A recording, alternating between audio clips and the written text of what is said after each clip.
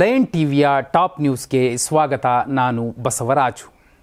ರಾಜ್ಯದಲ್ಲಿ ನವೆಂಬರ್ ಕ್ರಾಂತಿ ಆಗತ್ತೆ ಅನ್ನುವಂತಹ ಗಟ್ಟಿಯಾದ ಮಾತುಗಳೇನಿತ್ತು ಕಾಂಗ್ರೆಸ್ ವಲಯದಲ್ಲಿ, ಒಂದು ಕಡೆ ಡಿ ಕೆ ಶಿವಕುಮಾರ್ ಅವರ ಬಣ, ಮತ್ತೊಂದು ಕಡೆ ಸಿದ್ದರಾಮಯ್ಯ ಅವರ ಬಣ, ಈ ಎರಡು ಬಣಗಳ ಮಧ್ಯೆ ಹೈಕಮಾಂಡ್ ಬಹುದೊಡ್ಡ ಮೆಸೇಜನ್ನು ಕೊಟ್ಟಿರುವಂಥದ್ದು ನವೆಂಬರ್ ಕ್ರಾಂತಿ ಆಗತ್ತೆ. ಏನದು?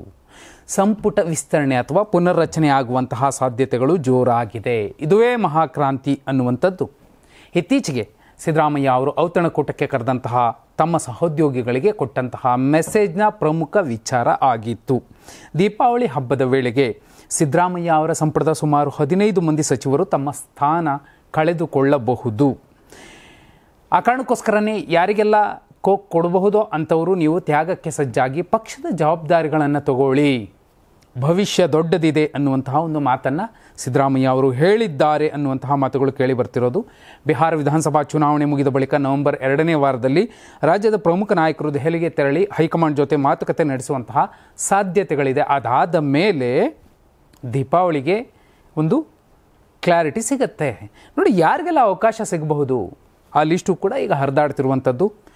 ಯಾರಿಗೆ ಸಿಗುತ್ತೋ ಬಿಡುತ್ತೋ ಈ ಸಂಪುಟ ವಿಸ್ತರಣೆ ಅಥವಾ ಪುನರ್ರಚನೆಯಲ್ಲಿ BK ಹರಿಪ್ರಸಾದ್ ಅವರು ಮಿನಿಸ್ಟರ್ ಆಗಿ ಆಗ್ತಾರೆ. ಅದಲ್ಲದೆ ಸಲೀಂ ಅಹ್ಮದ್ ಅವರು, ನಾಗೇಂದ್ರ ಅವರನ್ನು ಮತ್ತೆ ಸಂಪುಟಕ್ಕೆ ತೆಗೆದುಕೊಳ್ಳುವಂತಹ ಸಾಧ್ಯತೆ ಇದೆ. Basavaraj Rayareddy, Appaji Nadagouda, Lakshman Savadi, Roopa Shashidhar, Tarikere Srinivas, layout Krishnappa, UT Khader, KN Rajanna, Raghumurthy, KM Shivalingegowda, HC Balakrishna ಮತ್ತು ನರೇಂದ್ರ ಸ್ವಾಮಿ ಇವರಿಗೆ ಅವಕಾಶ ಸಿಗಬಹುದು ಅನ್ನುವಂತಹ ಚರ್ಚೆಗಳು ನಡೀತಿದೆ. ಯಾರಿಗೆಲ್ಲ ಕೊಡಬಹುದು ಅದನ್ನು ಕಾದು ನೋಡಬೇಕು. ಇನ್ನು 2ನೇ ಸುದ್ದಿ, ನವೆಂಬರ್ ಬಳಿಕ CM ಸಿದ್ದರಾಮಯ್ಯ ಅವರು ರಾಷ್ಟ್ರ ರಾಜಕಾರಣಕ್ಕೆ ಹೋಗುವ ಸಾಧ್ಯತೆಗಳಿದೆ ಅನ್ನುವಂತಹ ಊಹಾಪೋಹ ಸೃಷ್ಟಿಯಾಗಿದ್ವು.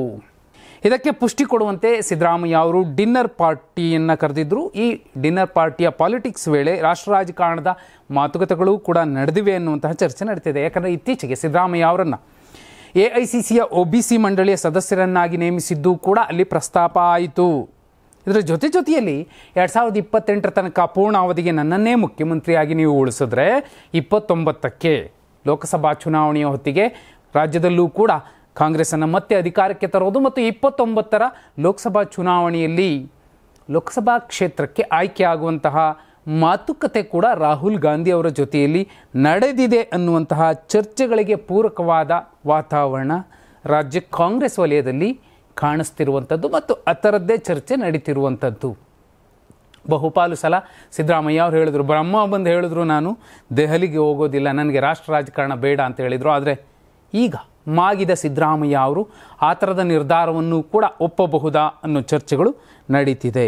ಇನ್ನು 3ನೇ ಸುದ್ದಿ, ಸರ್ಕಾರಿ ಶಾಲಾ ಕಾಲೇಜು ಹಾಗೂ ಇನ್ನಿತರ ಸ್ಥಳಗಳಲ್ಲಿ RSS ಚಟುವಟಿಕೆಗಳಿಗೆ ನಿರ್ಬಂಧ ಹೇರುವ ನಿಟ್ಟಿಗೆ ಸಿದ್ದರಾಮಯ್ಯ ಅವರಿಗೆ ಪತ್ರ ಬರೆದಿದ್ದಂತಹ ಸಚಿವ ಪ್ರಿಯಾಂಕ್ ಖರ್ಗೆ ಅವರಿಗೆ ಇದೀಗ ಬೆದರಿಕೆ ಕರೆಗಳು ಬರ್ತಿವೆ ಅನ್ನುವಂತಹ ಮಾತನ್ನು ಅವರೇ ಹೇಳಿಕೊಂಡಿರೋದು. ಪೋಸ್ಟ್ ಮಾಡಿದ್ದಾರೆ ಸಾಮಾಜಿಕ ಜಾಲತಾಣದಲ್ಲಿ. ನನ್ನ ಫೋನ್ ರಿಂಗಣಿಸುವುದು ನಿಲ್ಲಿಸಿಲ್ಲ, ಬೆದರಿಕೆ ಕರೆಗಳು ಬರ್ತಿವೆ ಎಂದು RSS ಚಟುವಟಿಕೆಗಳನ್ನು ಪ್ರಶ್ನಿಸಲು ಮತ್ತು ತಡೆಯಲು ನಾನು ಧೈರ್ಯ ಮಾಡಿದ್ದರಿಂದ ನನ್ನ ಮತ್ತು ನನ್ನ ಕುಟುಂಬದ ವಿರುದ್ಧ ಬೆದರಿಕೆಗಳು ಅತ್ಯಂತ ಕೆಟ್ಟ ನಿಂದನೆಗಳಿಂದ ತುಂಬಿ ಹೋಗಿದೆ. ಆದರೆ ನಾನು ವಿಚಲಿತನಾಗುವುದಿಲ್ಲ ಅಥವಾ ಆಶ್ಚರ್ಯಪಡುವುದೂ ಇಲ್ಲ ಅನ್ನೋ ಮೂಲಕ ಒಂದು ಮೆಸೇಜನ್ನು ಕೊಟ್ಟಿದ್ದರು. ಇದಕ್ಕೆ ರೇಣುಕಾಚಾರ್ಯ ಅವರು, BJPಯ ಮಾಜಿ ಸಚಿವ, ಶಾಸಕ, ಟಾಂಗ್ ಕೊಟ್ಟಿರುವಂಥದ್ದು. ಬೆದರಿಕೆ ಕರೆಗಳು ಯಾವುವು ಬರ್ತಿಲ್ಲ, ಜೀವ ಬೆದರಿಕೆ ವಿಚಾರವನ್ನು ಸ್ವಯಂ ಸೃಷ್ಟಿ ಮಾಡಿಕೊಂಡಿದ್ದಾರೆ.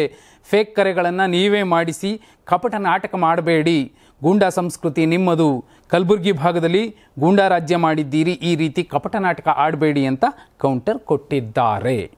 ಇನ್ನು 4ನೇ ಸುದ್ದಿ, ಕೆಲ ದಿನಗಳಿಂದ ಶಾಸಕ ಯತ್ನಾಳ್ ಶಿವಸೇನೆ ಸೇರ್ತಾರೆ ಅನ್ನೋ ಊಹಾಪೋಹಗಳು ಹರಿದಾಡ್ತಿವೆ. ಈ ಬಗ್ಗೆ ಹಾಸನದಲ್ಲಿ ಸ್ವತಃ ಯತ್ನಾಳ್ ಅವರು ಸ್ಪಷ್ಟನೆ ಕೊಟ್ಟಿದ್ದಾರೆ. ನಾನು ಯಾವುದೇ ಪಕ್ಷ ಸೇರಲ್ಲ, ಹಿಂದೂ ಮತಗಳು ವಿಭಜನೆ ಆಗಬಾರದು ಎಂದು ಹೇಳಿದ್ದಾರೆ. ಹಿಂದೂಗಳ ಮತ ವಿಭಜನೆ ಮಾಡೋ ಕೆಟ್ಟ ಕೆಲಸ ಮಾಡಲ್ಲ. ಯಡಿಯೂರಪ್ಪ ಕುಟುಂಬ ಬಿಟ್ಟು BJP ಕಟ್ಟಿದ್ರೆ ಹೋಗ್ತೀನಿ, ಆ ಮೂಲಕ ಪಕ್ಷದಲ್ಲಿ BJPಯಲ್ಲಿ ದುಡಿತೀನಿ ಅನ್ನೋ ಮಾತನ್ನು ಹೇಳಿದ್ರು. ಅಷ್ಟೇ ಅಲ್ಲ, ನಾನು ಯಾವ ರಾಜಕೀಯ ಪಕ್ಷಕ್ಕೂ ಹೋಗೋದಿಲ್ಲ, ನಾನು ಮಾತನಾಡಿಲ್ಲ, ಆ ಬಗ್ಗೆ ಕೂಡ ಮಾತಾಡಿಲ್ಲ, ಅದರ ವಿಚಾರವೂ ಇಲ್ಲ, ನಾನು ಹಿಂದುತ್ವದ ವಿಚಾರವಾಗಿ ರಾಜ್ಯದಲ್ಲಿ ಓಡಾಡ್ತಿದ್ದೀನಿ ಅನ್ನುವ ಮಾತನ್ನು ಯತ್ನಾಳ್ರವರು ಹೇಳಿರುವಂಥದ್ದು. ಇನ್ನು ಶಿವಸೇನೆ ಶಿಂದೆ ಬಣದ ರಾಜ್ಯಾಧ್ಯಕ್ಷ ಸಿದ್ಧಲಿಂಗ ಸ್ವಾಮೀಜಿ ಮಾತನಾಡಿದ್ದು, ಯತ್ನಾಳ್ ಶಿವಸೇನೆ ಪಕ್ಷಕ್ಕೆ ಸೇರುತ್ತೇನೆ ಎಂದರೆ ರೆಡ್ ಕಾರ್ಪೆಟ್ ಹಾಸಿ ಸ್ವಾಗತಿಸ್ತೀವಿ. ಅವರು ಹಿಂದುತ್ವದ ಕೆಲಸಕ್ಕೆ ಬರುವುದಾದರೆ ನಾವು ಕೈ ಜೋಡಿಸಲು ಸಿದ್ಧರಾಗಿದ್ದೇವೆಂದು ಆಹ್ವಾನ ಕೊಟ್ಟಿದ್ದಾರೆ. ಆದರೆ ಯಾವ ಪಕ್ಷಕ್ಕೂ ನಾನು ಹೋಗೋದಿಲ್ಲ, ಹಿಂದೂ ಮತಗಳು ಡಿವೈಡ್ ಆಗೋದಕ್ಕೆ ನಾನು ಬಿಡೋದಿಲ್ಲ, ನಾನು ಅಸಾಧ್ಯವಾದಷ್ಟು BJPಯಲ್ಲೇ ಉಳಿಯುವ ಪ್ರಯತ್ನಗಳನ್ನು ಮಾಡ್ತೀನಿ, ಆದರೆ ಯಡಿಯೂರಪ್ಪ ಮತ್ತು ವಿಜಯೇಂದ್ರ ಅವರು ಇಲ್ಲದ BJPಗೆ ಮಾತ್ರ ನನ್ನ ಬೆಂಬಲ ಅನ್ನೋ ಮಾತನ್ನು ಹೇಳಿರುವಂಥದ್ದು. ಇನ್ನು 5ನೇ ಸುದ್ದಿ, ಸಹಕಾರ ಕ್ಷೇತ್ರಕ್ಕೂ ಕೂಡ ರೆಸಾರ್ಟ್ ರಾಜಕೀಯ ಕಾಲಿಟ್ಟಿದೆ. ಇಷ್ಟು ದಿನಗಳ ಕಾಲ ಶಾಸಕರು ರಾಜಕಾರಣದಲ್ಲಿ ರೆಸಾರ್ಟ್ ರಾಜಕೀಯ ಮಾಡ್ತಿದ್ರು. ಆದರೆ ಬೆಳಗಾವಿ DCC ಬ್ಯಾಂಕ್ ವಿಚಾರದಲ್ಲಿ ಸದ್ಯ ಮತದಾನದ ಹಕ್ಕು ಪಡೆದ PKPS ನಿರ್ದೇಶಕರಿಗೆ ಟೂರ್ ಭಾಗ್ಯ ಒದಗಿಸಲಾಗಿದೆ. ಗೋವಾ, ಮಹಾರಾಷ್ಟ್ರ, ಉತ್ತರ ಭಾರತದ ಧಾರ್ಮಿಕ ಕ್ಷೇತ್ರಗಳಿಗೆ PKPS ಸದಸ್ಯರು ಟೂರ್ ಹೊರಟಿದ್ದಾರೆ. DCC ಬ್ಯಾಂಕ್ನ 16 ಸ್ಥಾನಗಳ ಪೈಕಿ 9 ನಿರ್ದೇಶಕರು ಈಗಾಗಲೇ ಅವಿರೋಧ ಆಯ್ಕೆಯಾಗಿದ್ದು, ಇನ್ನೂ 7 ಸ್ಥಾನಗಳಿಗೆ ಚುನಾವಣೆ ನಿಗದಿಯಾಗಿದೆ. ನಿಪ್ಪಾಣಿ, ಹುಕ್ಕೇರಿ, ಅಥಣಿ, ರಾಯಭಾಗ, ರಾಮದುರ್ಗ, ಕಿತ್ತೂರು, ಬೈಲಹೊಂಗಲ ಈ ಕ್ಷೇತ್ರಗಳಿಗೆ ಚುನಾವಣೆ ನಡೆಯಬೇಕಿದೆ. ಜಾರಕಿಹೊಳಿ ಮತ್ತು ಕತ್ತಿ ಸವದಿ ಬಣಗಳ ಮಧ್ಯೆ DCC ಬ್ಯಾಂಕ್ ತೆಕ್ಕೆಗೆ ಪಡೆಯಲು ಜಿದ್ದಾಜಿದ್ದಿಯೂ ಕೂಡ ನಡೆದಿರುವಂಥದ್ದು. ಅಡ್ಡ ಮತದಾರರನ್ನು ಸೆಳೆಯುವಂತಹ ಭೀತಿಯ ಕಾರಣ ಮತದಾರರನ್ನು ಬೇರೆಡೆ ಸ್ಥಳಾಂತರ ಮಾಡುವಂತಹ ಕೆಲಸವಾಗಿ ಈಗ ರೆಸಾರ್ಟ್ ರಾಜಕಾರಣ ನಡೆದಿರುವಂಥದ್ದು. ಬಹುದೊಡ್ಡ ಶ್ರೀಮಂತ DCC bank, Belagavi DCC bank ಆದ ಕಾರಣ ಎಲ್ಲರೂ ಕೂಡ ಪ್ರತಿಸ್ಪರ್ಧಿಗಳನ್ನು ಸೃಷ್ಟಿಸಿಕೊಳ್ಳುವ ಬದಲು ನಾವೇ ಪ್ರತಿಸ್ಪರ್ಧಿಗಳಾಗೋಣ ಅಂತ ಸಹಕಾರ ಸಂಘದ ಚುನಾವಣೆಯಲ್ಲೂ ಕೂಡ ಶಾಸಕರು, ಮಾಜಿ DCMಗಳು ಈಗ ಸ್ಪರ್ಧೆ ಮಾಡ್ತಿರುವಂಥದ್ದು. ಇನ್ನು 6ನೇ ಸುದ್ದಿ, ಮಾಲೂರು ವಿಧಾನಸಭಾ ಕ್ಷೇತ್ರದ ಮತ ಎಣಿಕೆಗೆ ಸುಪ್ರೀಂ ಕೋರ್ಟ್ ಆದೇಶಿಸಿದೆ. ಮರುಮತ ಎಣಿಕೆ ಮಾಡಿ ಮುಚ್ಚಿದ ಲಕೋಟೆಯಲ್ಲಿ ಫಲಿತಾಂಶವನ್ನು ಕೋರ್ಟ್ಗೆ ಸಲ್ಲಿಸಬೇಕು. ಚುನಾವಣಾ ಆಯೋಗಕ್ಕೆ ಸೂಚಿಸಿರುವಂಥದ್ದು ಈ ರೀತಿ ಸುಪ್ರೀಂ ಕೋರ್ಟ್. ಮಾಲೂರು ಶಾಸಕ KY ನಂಜೇಗೌಡ ಆಯ್ಕೆಯನ್ನು ಅಸಿಂಧು ಮತ್ತು ಮತ ಎಣಿಕೆಗೆ ಹೈಕೋರ್ಟ್ ಆದೇಶ ಹೊರಡಿಸಿತ್ತು. ಈ ವೇಳೆ ಅಸಿಂಧು ಆದೇಶ ಪ್ರಶ್ನಿಸಿ KY ನಂಜೇಗೌಡರು ಸುಪ್ರೀಂ ಕೋರ್ಟ್ ಮೊರೆ ಹೋಗಿದ್ರು. ಬಳಿಕ ತನ್ನದೇ ತೀರ್ಪಿಗೆ ಹೈಕೋರ್ಟ್ ತಡೆ ನೀಡಿ ಸುಪ್ರೀಂ ಕೋರ್ಟ್ಗೆ ಮೇಲ್ಮನವಿ ಸಲ್ಲಿಸಲು ಅವಕಾಶ ನೀಡಿತ್ತು. ಸುಮಾರು 2 ವರ್ಷಗಳ ವಿಚಾರಣೆಯ ಬಳಿಕ ಹೈಕೋರ್ಟ್ ಆದೇಶ ನೀಡಿತ್ತು. 2023ರ ವಿಧಾನಸಭಾ ಚುನಾವಣೆಯಲ್ಲಿ ಕೋಲಾರ ಜಿಲ್ಲೆ ಮಾಲೂರು ಕ್ಷೇತ್ರದಿಂದ ಶಾಸಕರಾಗಿ KY ನಂಜೇಗೌಡ ಆಯ್ಕೆಯಾಗಿದ್ದರು. ಶಾಸಕ ಸ್ಥಾನವನ್ನು ಅನೂರ್ಜಿತಗೊಳಿಸುವಂತೆ ಕೋರಿ ಪರಾಜಿತ BJP ಅಭ್ಯರ್ಥಿ KS ಮಂಜುನಾಥ್ ಗೌಡ ಅರ್ಜಿ ಸಲ್ಲಿಸಿದ್ರು. ಮರುಮತ ಎಣಿಕೆ ಗೆದ್ದರೆ ರಾಜಕೀಯ ನಿವೃತ್ತಿ ಘೋಷಿಸುವುದಾಗಿ ನಂಜೇಗೌಡರು ಹೇಳಿದ್ದಾರೆ.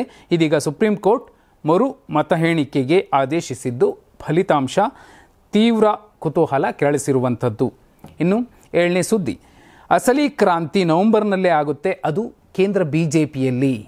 ಇಂಥದ್ದೊಂದು ಮಾತನ್ನು ಸಂತೋಷ್ ಲಾಡ್ ಅವರು, ಕಾರ್ಮಿಕ ಸಚಿವ ಸಂತೋಷ್ ಲಾಡ್ ಅವರು ಹೇಳಿರುವಂಥದ್ದು.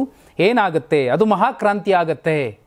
ನವೆಂಬರ್ನಲ್ಲಿ ಪ್ರಧಾನಿ ಮೋದಿ ಅವರನ್ನು ಇಳಿಸಿ ಆ ಜಾಗಕ್ಕೆ ನಿತಿನ್ ಗಡ್ಕರಿ ಅವರನ್ನು ತಂದು ಕೂರಿಸುವಂತಹ ಕೆಲಸಗಳು ನಡೀತಿದೆ RSS ವಲಯದಲ್ಲಿ ಅನ್ನುವಂತಹ ಗಂಭೀರವಾದಂತಹ ಒಂದು ವಿಚಾರವನ್ನು ಹೇಳುವ ಮೂಲಕ ಬಾಂಬ್ ಸಿಡಿಸಿದ್ದಾರೆ. ಬಿಹಾರದ ರಿಸಲ್ಟ್ ಬಳಿಕ ಬಹುದೊಡ್ಡ ಬದಲಾವಣೆಗಳಾಗುತ್ತೆ ಅನ್ನೋದನ್ನು ಕೂಡ ರಾಜಕೀಯ ವಿಶ್ಲೇಷಕರು ಹೇಳ್ತಿರುವಂತಹ ಸಂದರ್ಭದಲ್ಲಿ ಸಂತೋಷ್ ಲಾಡ್ ಅವರ ಈ ಮಾತು, ಯಾಕಂದರೆ ಒಂದು ವೇಳೆ ನಿತೀಶ್ ಕುಮಾರ್ ಅವರ ಪಕ್ಷ JDU ಕಡಿಮೆ ಸ್ಥಾನಗಳನ್ನು ಗೆದ್ದು ಆಗಲೂ CM ಪೋಸ್ಟ್ ಬೇಕು ಅಂತ ಕೇಳಿದ್ರೆ ಅವರು ಕೊಡೋದಿಲ್ಲ. ಆಗ ತಾವು ಏನು ಕೇಂದ್ರ ಸರ್ಕಾರಕ್ಕೆ ನೀಡಿದ್ದ ಬೆಂಬಲವನ್ನು ವಾಪಸ್ ತಗೋಬಹುದು. ಅಂತಹ ಸಂದರ್ಭದಲ್ಲಿ ಚಂದ್ರಬಾಬು ನಾಯ್ಡು ಅವರು ಕೂಡ U-ಟರ್ನ್ ತಗೋಬಹುದು. ಅಂತಹ ಸಂದರ್ಭಗಳೇ ಎದುರಾದರೆ ಬಿಹಾರ ಚುನಾವಣೆಯ ರಿಸಲ್ಟ್ ಬಹುಮುಖ್ಯವಾಗಿದೆ. ಮೋದಿ ಅವರಿಗೆ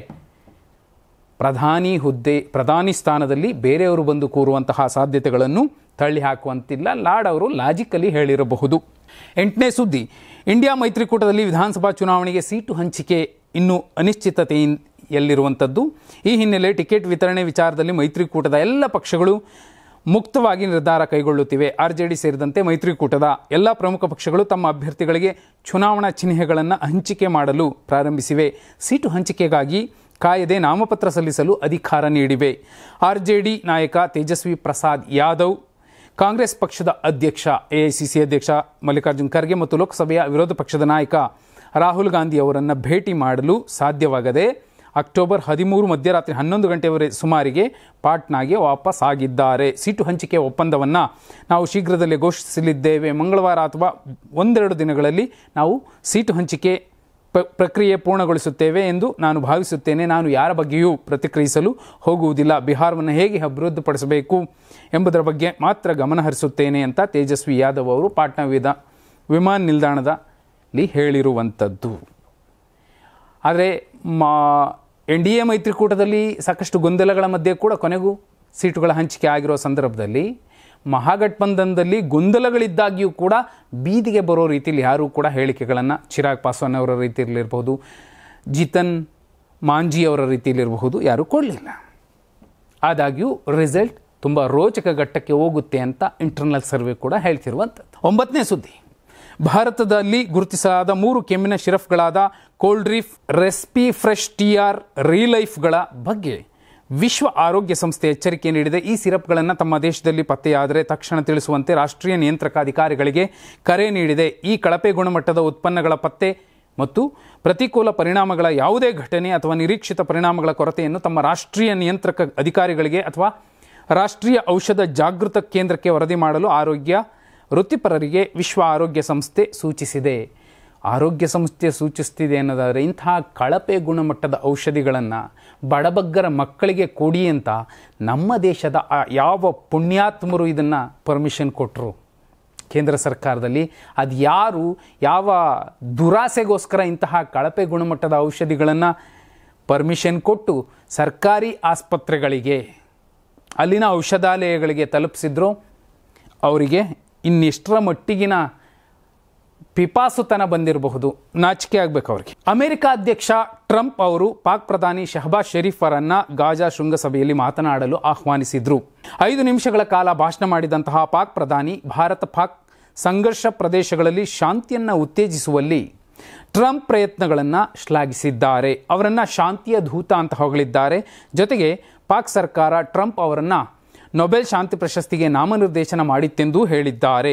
ಸಮ್ಮೇಳನದಲ್ಲಿ ಭಾರತ ಮತ್ತು ಭಾರತದ ಪ್ರಧಾನಿ ನರೇಂದ್ರ ಮೋದಿ ಅವರನ್ನು ಹಾಡಿ ಹೊಗಳಿರುವಂತಹ ಟ್ರಂಪ್ ಅವರು ಮತ್ತೊಂದು ರೀತಿಯಲ್ಲಿ ಆ ಕಡೆ ತೆರಿಗೆ ಯುದ್ಧವನ್ನು ಮಾಡ್ತಾರೆ, ಈ ಕಡೆ ಹೊಗಳೋ ಮೂಲಕ ಇಬ್ಬಗೆಯ ನೀತಿಯನ್ನು ಅನುಸರಿಸ್ತಾರೆ. ಯಾವತ್ತಿಗೂ ಕೂಡ ಅಮೇರಿಕವನ್ನು ನಂಬಬಾರದು, ಅದು ಚೀನಾಗಿಂತಲೂ ಡೇಂಜರಸ್ ಅನ್ನುವಂತಹ ವಿದ್ವಾಂಸರ ಮಾತುಗಳು, ಅಮೇರಿಕದ ಒಬ್ಬ ಅಧ್ಯಕ್ಷನ ಮಾತು ನಿಜ ನಿಜ ನಿಜ. ಇದು ಇವತ್ತಿನ ಪ್ರಮುಖ ಸುದ್ದಿಗಳಾಗಿದ್ವು. ನಾಳೆ ಕೂಡ ಪ್ರಮುಖ ಸುದ್ದಿಗಳನ್ನು ಸರಳವಾಗಿ ಸಮಗ್ರವಾಗಿ ಹೇಳುವಂತಹ ಪ್ರಯತ್ನ ಮಾಡ್ತೀನಿ. ಧನ್ಯವಾದ. ಶುಭರಾತ್ರಿ.